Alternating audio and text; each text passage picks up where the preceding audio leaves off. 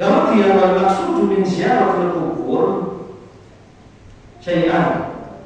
Dua hal. Yang pertama, intifa'u za'ir bi dzikril mauti wal mauta.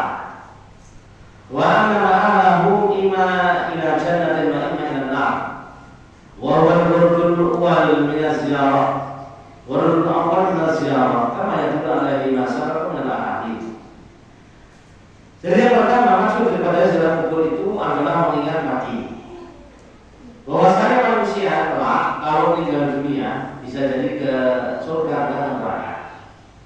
Dan ini merupakan tujuan utama ziarah kubur. Sebagaimana dulunya hadis-hadis yang telah lalu ya, telah baca. Yang kedua, nafrul mayyit wal ihsan ilaihi bi salami alaihi wa du'a wal istighfar lahu wa hadha khasun bil muslimin. Yang kedua adalah untuk berbuat baik pada mayit, ya, memberikan manfaat pada si mayit dengan mengucapkan salam padanya, mendoakan, memohonkan ampunan kepada Allah Subhanahu wa taala untuknya. Ini khusus untuk kubur orang muslim. Non-muslim tidak boleh.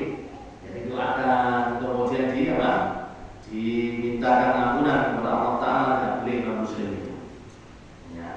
Jadi harus masuk Islam terlebih dahulu. Di antaranya ada beberapa hadis di sini akan kita baca beberapa. Yang pertama, Aisyah radhiyallahu anha, Nabi sallallahu alaihi wasallam kana yakhruju ila al-baqi. Nabi sallallahu alaihi wasallam keluar ke pemakaman Baqi. Fa yad'u lahu, kemudian mendoakan ahli kubur di Baqi. Fa sa'alat Aisyah an dzalik. Ibu Aisyah bertanya tentang hal itu. Faqala inni umirtu an ad'uahum. Aku diperintahkan untuk mendoakan mereka. Yang kedua, anha aidan qala, dari Aisyah pula beliau mengatakan kana Rasulullah sallallahu alaihi wasallam kullama kana lailatan min Rasulillah. Bagi Nabi sallallahu alaihi wasallam ketika waktunya giliran Ibu Aisyah yang menuju min akhiril lail, di akhir malam beliau keluar. Fayaqul, kemudian mengatakan, keluar maksudnya ke kaki ini. Assalamualaikum ahla dari qaumin mu'minin. Semoga keselamatan wahai penduduk kaum mukminin. Wa inna wa iyyakum wa ma tu'aduna godan mu'ajjalun. Ya, sesungguhnya kami dan kalian akan menjumpai apa yang dijanjikan oleh Allah Ta'ala. Nanti ini masih dilakukan. Wa inna insyaallah bikum lahiqun. Insyaallah kita akan bertemu. Allahumma ighfir li ahli Baqi'il Gharqad. Ya Allah, ampunilah untuk ahli kubur Baqi'il Gharqad. Ya, ini dinamakan adalah Baqi'il Gharqad. Ini hadisnya banyak ya. Kita cukupkan adalah dua saja. Kemudian wa ala qira'atul Qur'an inda ziyaratiha fa mimma la asla lahu fi sunnah. Adapun membacakan Al-Qur'an ya di sisi pekuburan ketika ziarah kubur itu, fa mimma la asla lahu fi sunnah, termasuk perkara yang tidak ada asal dalam sunnah. Balil ahadithul madhkuratu fil mas'alati sabiqati tushiru bi adam mas'uliyatiha. Bahkan hadis-hadis yang telah kita baca, hadis yang telah lalu itu memberikan isyarat bahwasanya tidak disyariatkan untuk membaca Quran di kuburan. Idlau kanat masyru'atan, jika memang disyariatkan, la fa'alaha Rasulullah wa 'allamaha ashabah. Kalau memang disyariatkan, tentu bagi Nabi sallallahu alaihi wasallam ini akan melakukan, atau kemudian juga mengajarkan kepada para sahabat. La siyama wa qad sa'alahu Aisyah radhiyallahu anha. Demikian pula ya, terlebih lagi ketika Ibu Aisyah bertanya, wa ya min ahabin nasi ilaih. Padahal Ibu Aisyah radhiyallahu anha ini adalah manusia atau istri yang paling beliau cintai. Amataqulu idza zaratul qubur, ketika sedang kubur apa yang diucapkan? Apa yang diucapkan?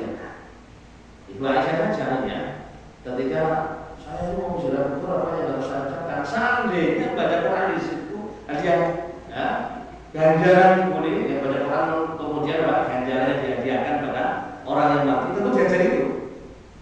Ya, tentu diajar. Fa'alama salama wa du'a. Yang diajarkan oleh baginda Nabi sallallahu alaihi wasallam adalah salam dan doa. Ya. Assalamualaikum warahmatullahi wabarakatuh muslimin inna insyaallah tunasur. Assalamualaikum warahmatullahi wabarakatuh. Ya, doanya itu yang diajarkan oleh baginda Nabi sallallahu alaihi wasallam.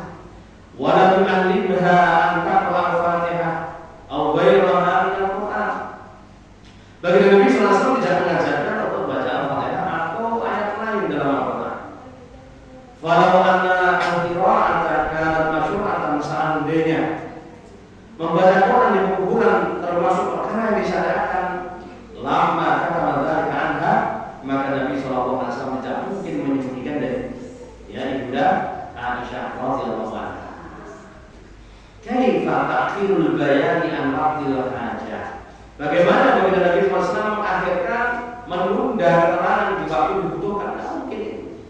La yajuzu kama taqarrara fi ilmi usul, sebagaimana disematkan dalam ilmu usul fiqh.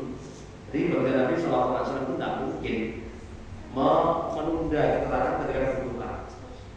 Istrinya nanti ditanya, kalau saya sedang dulu cukup ngapain? Gitu deh.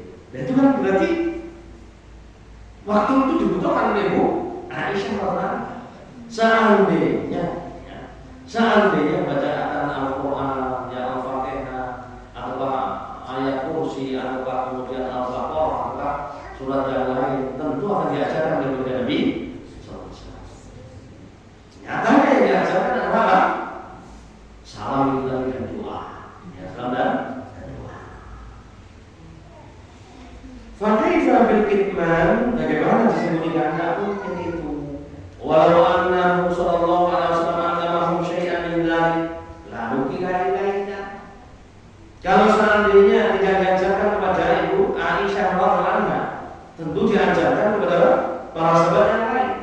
Kalau diajarkan kepada sahabat yang lain, tentu akan bilang kepada kita, ada riwayatnya. Fa idza lam yunqal bis sanad tsabit dalla annahu lam yaqa.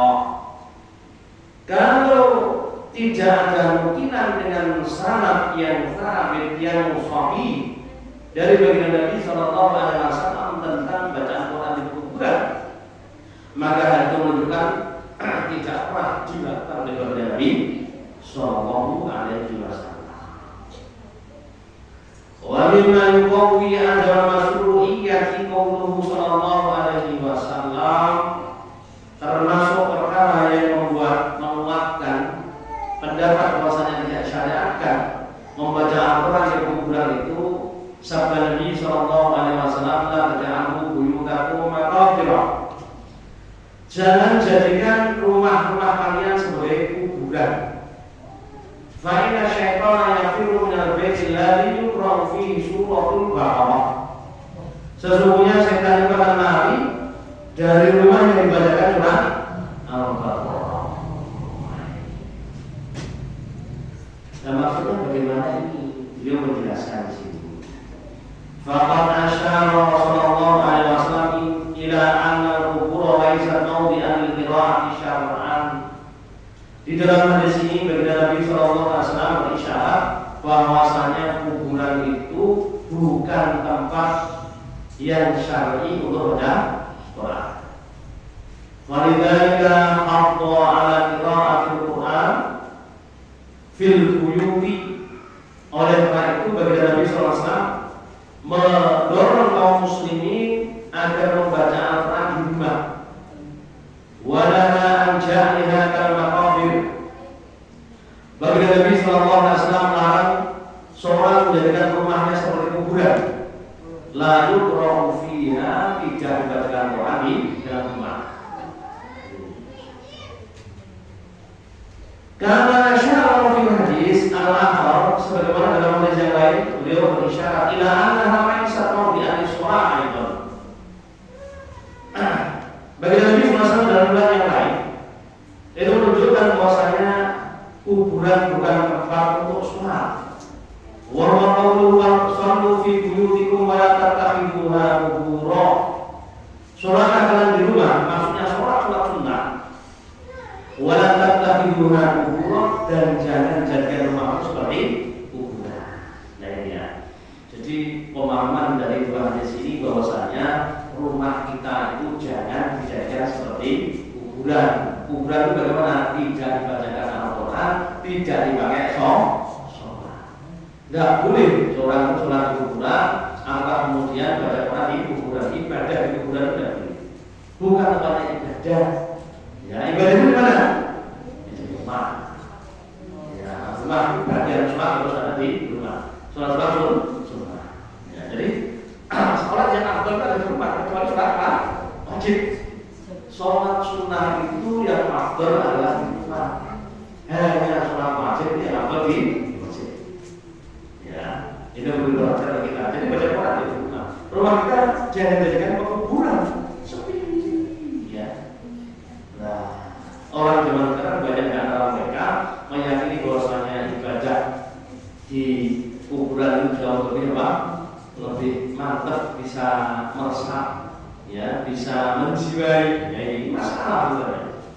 Akhirnya meninggalkan masjid, meninggalkan apa? Rumahnya tidak buat baca Quran, masjidnya tidak buat baca Quran, ya. Kemudian baca apa di kuburan. Akhirnya kuburannya yang ramai dan sebagainya. Meskipun billahi ta'ala Allah Subhanahu wa ta'ala pernah jadi lakukan oleh Nabi sallallahu alaihi wasallam, juga tidak dilakukan oleh siapa? Para sahabat radhiyallahu anhum ajma'in. Betul ya? Nah, ini pasnya yang seperti itu ya. Jangan apa? Kemudian membaca Al-Quran di kuburan. Ya. Intinya di situ. Ya. Kemudian wa yajuzu raf'ul yadaini fi du'ani laha bi hadiits Aisyah radhiyallahu anha qalat. Jadi boleh seorang itu ketika mendoakan si mayit di kuburan, ya, mendoakannya itu mengangkat kedua tangannya berdasarkan hadisnya Ibu Aisyah radhiyallahu anha. Kharaja Rasulullah sallallahu alaihi wasallam pada suatu malam. Fa'arsaltu Barirah fi atharihi. Kemudian saya mengutus Barirah untuk mengikuti baginda Nabi sallallahu alaihi wasallam. Lihat turunnya dahak untuk lihat dia pergi ke mana. Ada yang lalu yang kita baca itu Ibu Aisyah sendiri mengikuti baginda Nabi sallallahu alaihi wasallam. Ini tadi kalau tidak tempatnya itu untuk mengikutinya. Kalau masalah wabati ilodorpat, ternyata baginda Nabi sallallahu alaihi wasallam berjalan menuju bagian al-Dorpat, ya, kuburan al-Baqi. Fawaqafa fi adnal Baqi. Kemudian beliau berhenti dan berdiri di situ yang paling dekat, tidak masuk ke dalam dunia, di tempat yang paling kuburan yang paling apa? Paling dekat dengan jalan. Kemudian beliau mengangkat kedua tangannya. Setelah selesai beliau pergi. Faraja ilaiya Barirah. Kemudian Barirah setelah itu pergi. Ini cerita dari Barirah yang itu intipnya. Kemudian pulang. Barirah pulang duluan. Fa'akhbaratni, kemudian mengabarkan hal itu padaku. Falamma asbahtu sa'alathu. Faqultu ya Rasulullah. Ya. Ketika berpagi hari, maka Ibu Aisyah bertanya kepada baginda Nabi SAW. Faqultu, saya mengatakan, ya Rasulullah, aina farajta laila? Kemana tadi malam engkau keluar? Qala bu'ithu ila ahli Baqi. Aku diutus oleh Allah Ta'ala kepada ahli Baqi li usalliya alaihim, untuk mendoakan mereka. Jadi mendoakan si mayit ketika kita sedang kubur itu boleh mengangkat tangan. Ya, boleh mengangkat tangan. Walakinnahu la yastaqbilul qubura hina du'a laha balil Ka'bah. Akan tapi mendoakan si mayit itu tidak menghadap kuburan. Ya, tapi menghadap apa? Ka'bah, menghadap kiblat.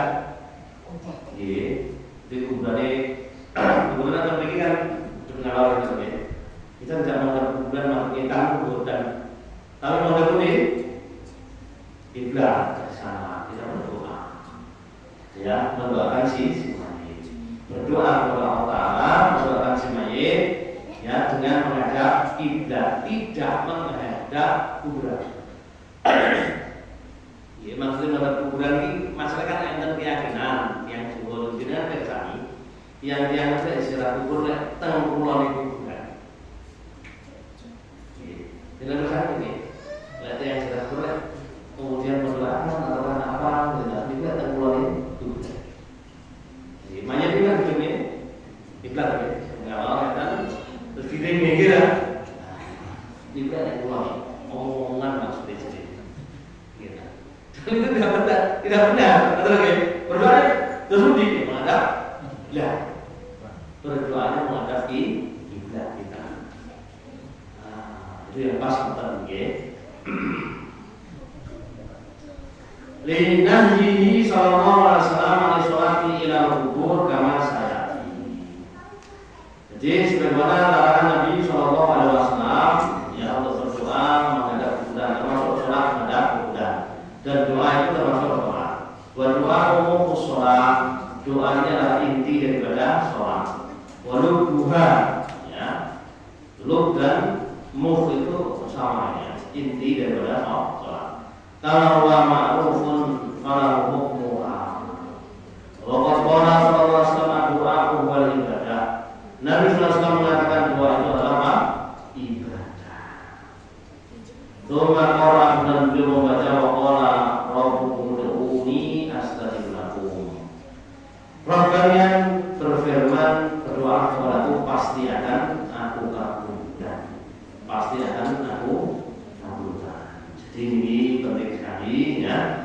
Secara kubur tujuannya mendoakan yang mati, mengingat mati, mendoakan yang mati betul ini menghadap kiblat. Tidak kemudian kita menghadap orang yang mati. Jadi ini sebenarnya panjang sekali untuk bicaranya ya. Tapi kita cukupkan di situ. Ya cepat ini. Wa idza zara qabra kafir la yusallim alaihi.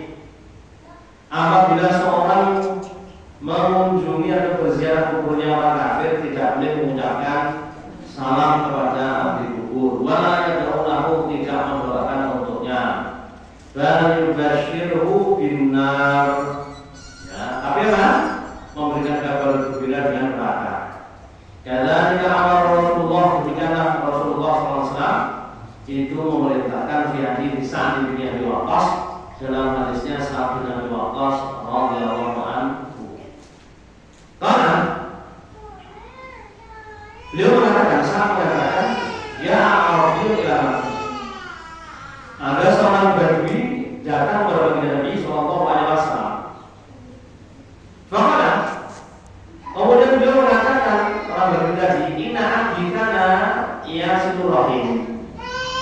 Bapakku dulu itu senantiasa menyambung tali persaudaraan.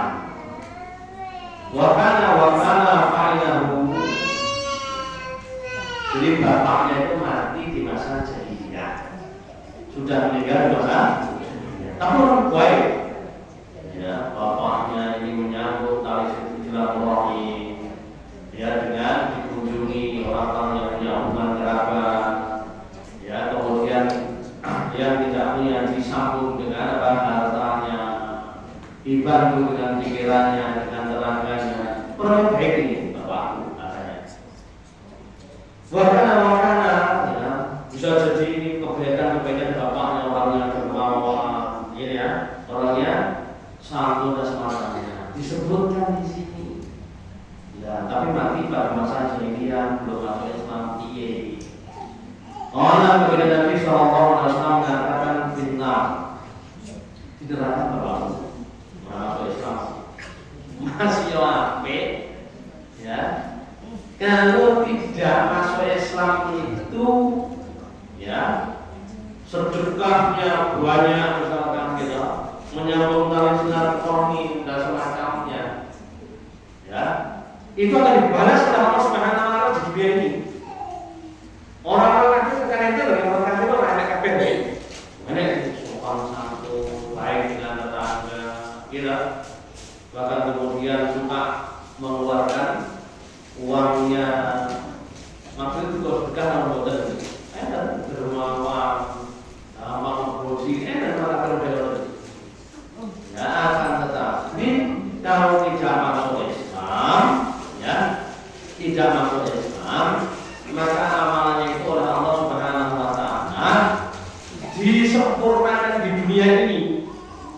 Ya mulai dari orang kafir welek api ya api ya suci gitu. Kemudian anaknya masuk gitu.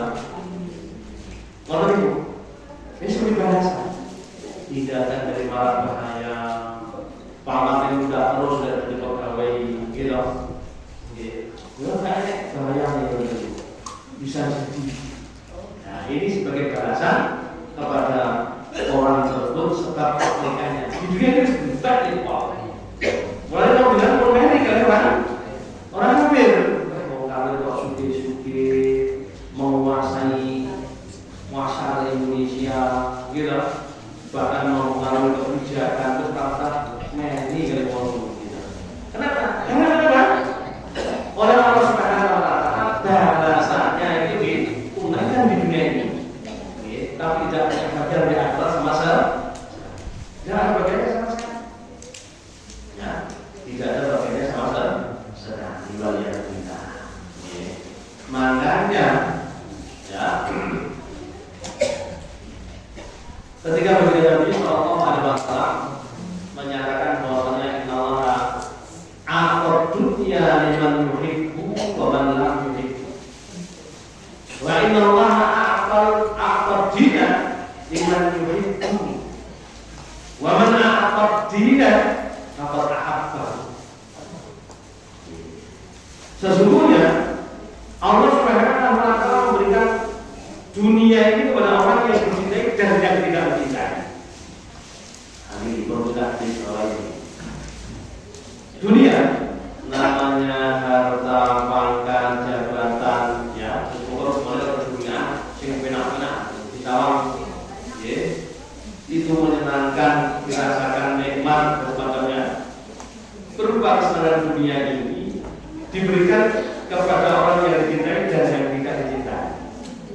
Sing dicintai ya hanya diberikan, ya, koyok cinta Nabi Daud alaihissalam diberikan dunia, kira jadi rojo, ya, duitnya membuka, kekuasaannya melimpah, ya, ini diberikan dunia oleh Allah Taala. Nabi Sulaiman juga ketiknya bisa menentukan bangsa jin, ya, sampai bahkan dia iklan besi, ya, ini kulo dia tangan itu, Nabi Daud alaihissalam. Jadi orang dari mesin ya teknologi tentang pandai besi buatan ya tangan tuli mesin itu tuli namanya Nabi Daud alaihissalam diberi dunia ketika kita lihat Nabi Daud alaihissalam ketika diberi dunia apa yang terjadi dunia itu kalau jatuh ke tangan Allah yang baik yang dicintai oleh Allah Ta'ala apa yang terjadi Nabi Daud alaihissalam itu sedekahnya yang paling baik dunia ini panenan ini kita petani jauh petani barat. Apa yang terjadi? Panenan itu perlu, sakrolon disedekahi, sakrolon dikirakan balik, sakrolon untuk keluarganya. Enten begini, kalau bayar dekat 10% ya, 5% ya. Iya tak? Ini kita berdoa dari sana. Kemudian sholatnya juga sholat yang terbaik. Ya, sholat tidur setengah malam. Kemudian sholat sampai setengah malam. Seperempatnya tidur lagi. Sholat yang berdoa dari sana sholat yang terbaik. Kemudian puasa yang terbaik. Nabi SAW mengatakan sum yawman wa aftar yawman wa dhalika sum Daud kana afdalas syam ya puasa sehari dan berbuka sehari dan itulah puasa yang Daud alaihissalam dan itu sebaik-baikku puasa sunnah ya jadi orang itu kalau diberi kenikmatan sangat besar oleh Allah Subhanahu wa taala berupa dunia ini kenikmatan kita lebih-lebih kemudian diberi apa? Hidayah oleh Allah Subhanahu wa taala atau sebenarnya bersyukur. Ya, lebih kalau dunia ini diberikan pada orang yang kufur, ya orang yang tidak bersyukur kepada Allah Taala, apa yang terjadi? Kayak Fir'aun, gitu. Kita kan diberi kekuasaan absolut, gitu. Nah, kemudian hartanya melimpah. Kemudian untuk apa? Untuk menentang Allah Subhanahu wa taala, untuk menentang putusan Allah Subhanahu wa taala, ya. Haman insinyure kon bangunan sing dhuwur iki nginceng Tuhane Musa alaihissalam sampai kalau kita kira meleleh gitu.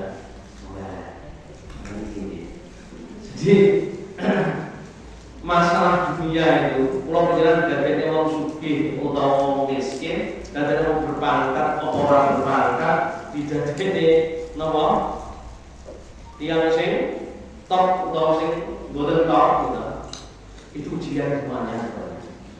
Semua ujian. Bagaimana kita bersikap ketika mendapatkan seperti ini, mereka. Nah, diberi dunia dengan banyaknya, gitu, punya pangkat, jabatan, duit ada, ya maksimalkan di situ. Gitu, maksimalkan. Lesson sedekah jadi mungkin lagi. Ojo, duit mungkin dapat dana, kalau sedekah mau iman ini, jadi tinggal di sokong. Betul lagi maksudnya. Bawa ke akhirat, bawa ke akhirat. Surga yang akhirat. Pangkat gunakan untuk kepentingan Islam dan kaum muslimin. Jabatan untuk manusia. Ya, orang malah bikin gosip kaum muslimin, bikin kaum muslimin, bikin jet kaum muslimin, urusan keadilan, sekolahnya yang urusan itu di depan Allah Subhanahu wa taala. Semua urusannya di depan Allah Subhanahu wa taala. Betul. Lah nek sebenarnya wong sing pangkat ora duwe jabatan ora duwe, gitu, duwe tidak duwe. Maksimalkan untuk bersabar. Ibadah sing gak bayar mawon. Oke sing poso sunah sing akeh kan gak bayar, malah hemat, gitu.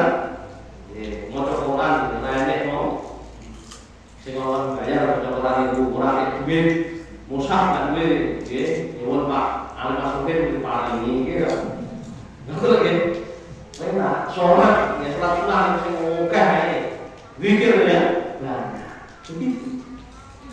Makanya namanya apa? Keduniaan itu diberikan kepada orang yang tidak dan yang dikasih. Jadi pangkat jabatan, ya kemudian harta yang banyak itu bukan tanda cinta dari Allah Subhanahu wa taala. Tidak jadi kapenanya jo, Allah tak sayang kepada saya. Ya tak? Iya. Tidak seperti itu. Tidak seperti itu. Adapun nikmat di agama, kudu kula dengan kok dadi anak wong muslim enak nggih.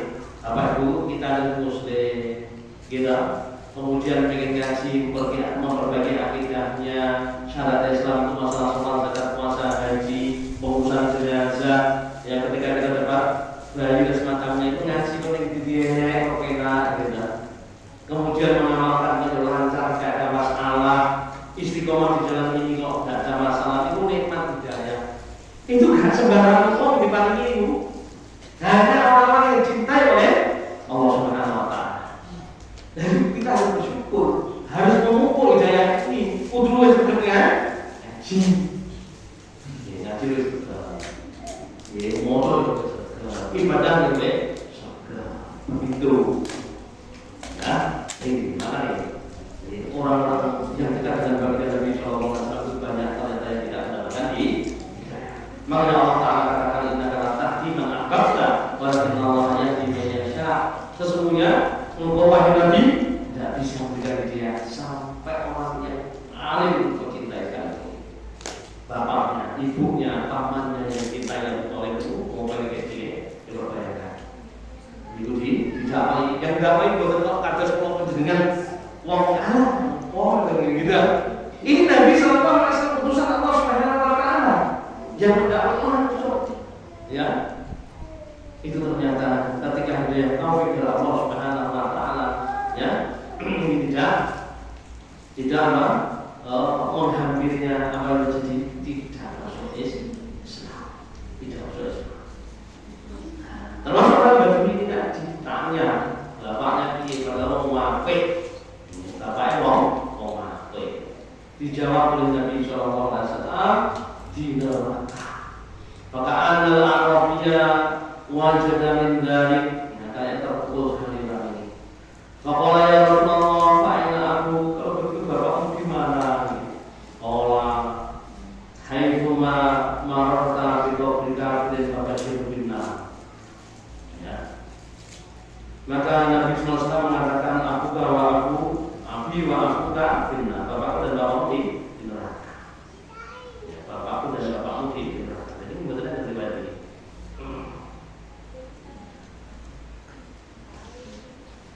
Kemudian haitsuma mararta bi qabri kafirin fabashshirhu binnar. Dan Nabi sallallahu alaihi wasallam itu menyatakan, ya, di mana saja engkau melewati kuburnya orang kafir maka berikan kabar gembira dengan neraka. Ya, Allah Subhanahu wa taala apalagi mengatakanmu dengan neraka.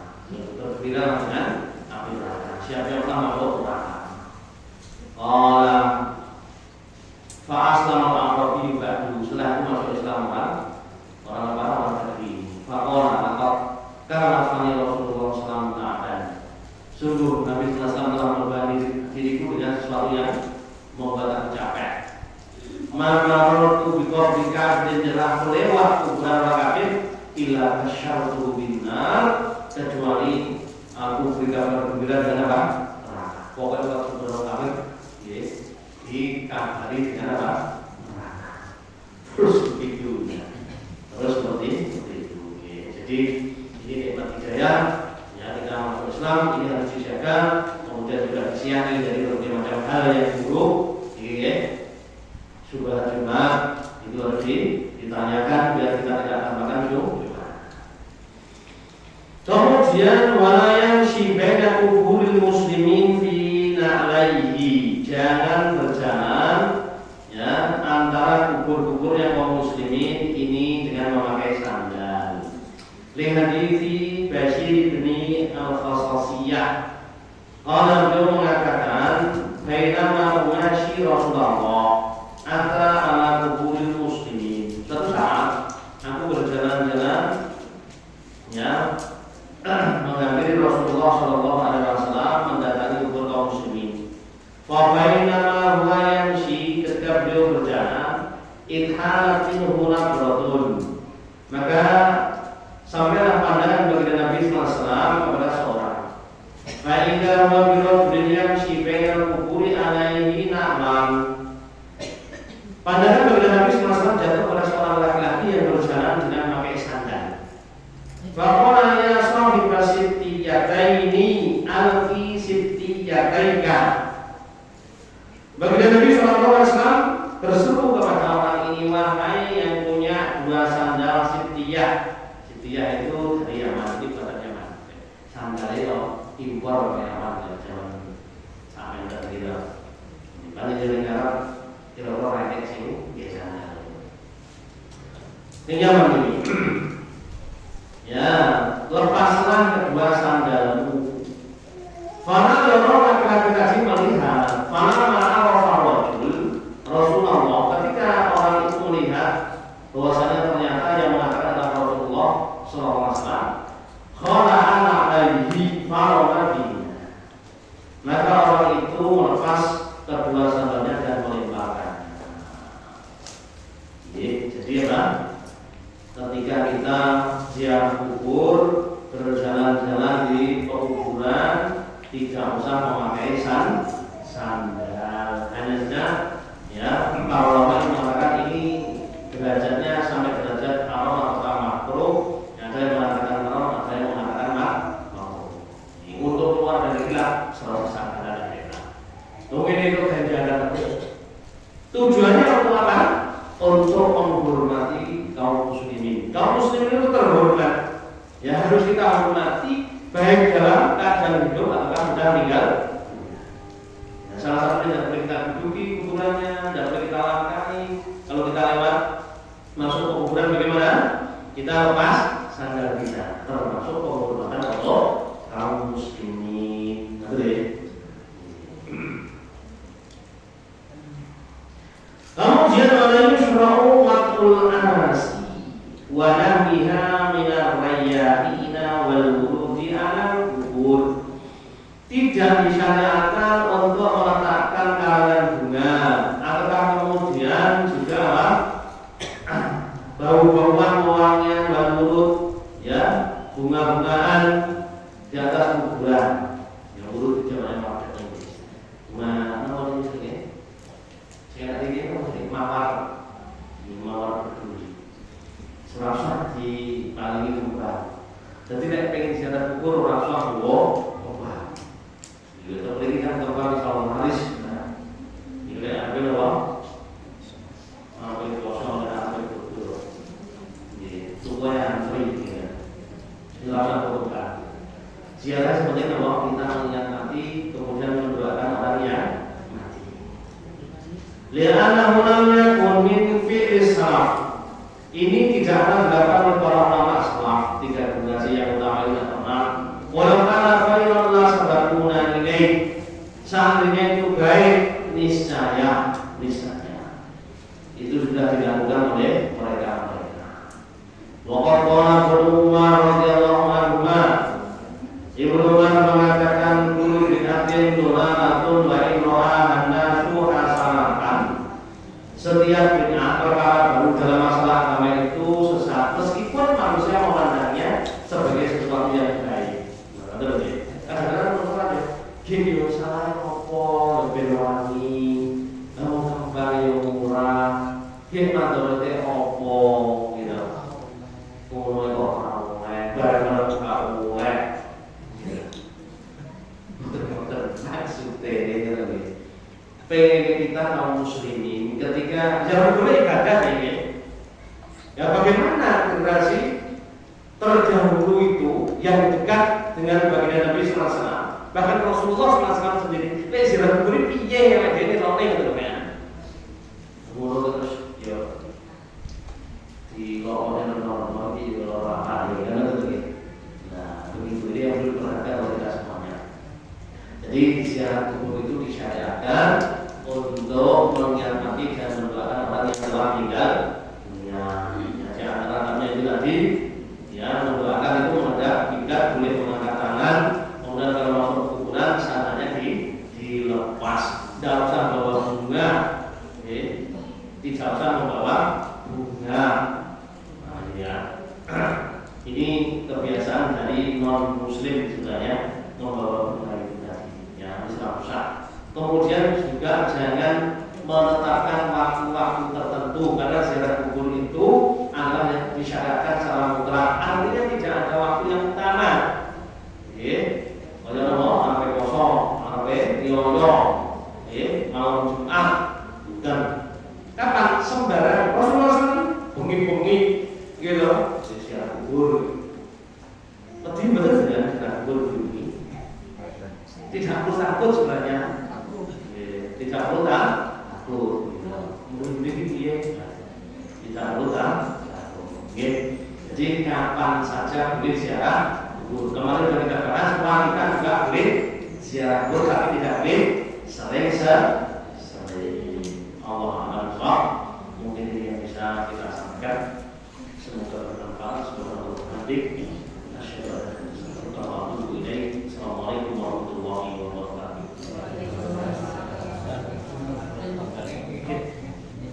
Ketika Rasulullah itu tidak tahu bahwa bukannya Abu Masjid meninggal, jadi Rasulullah menolak di kuburan. Bagaimana tata cara? Ya biasa, ini sebagaimana sholat jenazah, ya. Jadi kita itu menghadap kiblat. Kalau jenazahnya wanita berarti apa? Kita imamnya di mana? Di tengah. Kalau jenazahnya laki-laki itu di arah depan. Begitu menghadapi kiblat. Sama seperti itu. Kemudian apa? Sholat jenazah. Ya minimalnya 4 kali takbir. Sama pasti seperti itu. Ya dan sholat jenazah ini katakan oleh para ulama itu kan dari sengketa ya. Menurut kami sholat jenazah ini kuburan mau melakukan sholat di kuburan. Sholat jenazah itu berbeda tata caranya dengan sholat apa? Sholat biasa. Tidak ada rukuknya, tidak ada sujudnya. Begitu ya. Nah, ini yang diperhatikan kita. Dan ada dalil yang kuat dari Nabi Sallallahu Alaihi Wasallam. Beliau pernah melaksanakannya. Kita urut. Gitu. Allah SWT. Satu lagi Ustaz. Untuk kuburan yang sifatnya umum, yang di situ ada non muslim, maka salam tersebut apakah diberlakukan? Salamnya? Maksudnya mengucapkan salam itu tetap diberlakukan. Nah ini ya. Jadi ini tersalah kaum muslimin. Ya, kuburnya kaum muslimin dengan non muslim itu mestinya dipisah. Mestinya dipisah. Ya, ini yang perlu diperhatikan oleh kita semuanya. Dulu di tempat kita juga sebenarnya dipisah dikasih apa? Tembok. Tembok-temboknya dihancur nih, itu sudah disito. Yes. Harusnya dipisah. Ya, mau satu pasir ini ya, ini di tembok, gitu. Dan kalau dianggap dia dulu kaum muslimin. Nah, ketika apa? Ketika ada seorang muslim, apakah kemudian non muslim ya di kuburan itu campur, terus kemudian apakah kita tetap disyaratkan untuk mengucapkan salam? Iya. Dan salam itu hanya mengenai kaum muslimin saja, karena di antara para salam kita apa? Assalamualaikum warahmatullahi wabarakatuh. Minal wal muslimin. Ya, semoga keselamatan atas kalian, wahai penduduk perkampungan kampung kuburan. Dari orang mukmin dan muslim. Berarti non muslim aneh kan? Gitu. Ya. Jadi tetap disyaratkan untuk campur, ya biar tapi tetap mengenai kaum muslim. Dan yang kita untuk berdoa